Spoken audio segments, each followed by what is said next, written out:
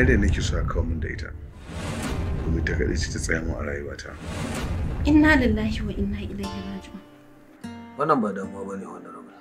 In ya Zara biki fara shaye-shaye ba?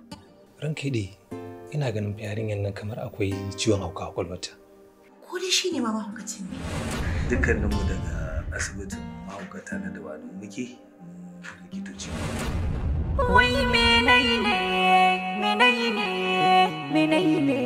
ni.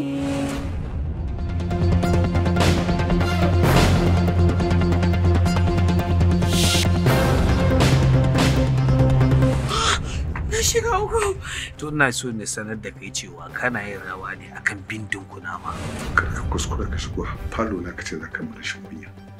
Yanzu zan sa jami'ai tsaro su tabi mun da kai. Ina so ka sani akan kuɗi babu wanda ba zan taka ba. Domin ba haka muka yi da kai ba. Da ka zo nan gurin agreement kai. Kana gaya min your job. Ni ba shedan bane. Ki kwantar da hankalinki. In dai ba kuna so ku kai ni bango bane yadda ni ma zan zo in samu matsala akan aiki na to ku bar ni haka.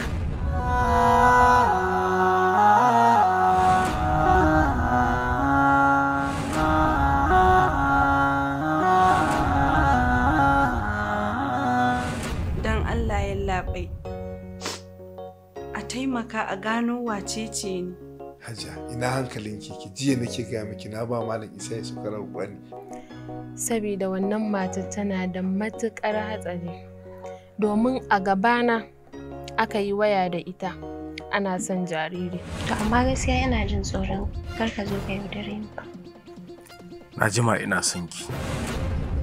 Na jima ina ƙaunar ki. Da ko sai ka ga yadda ake rigima tsakanin matacce da raye. Don ba zan haƙura ba.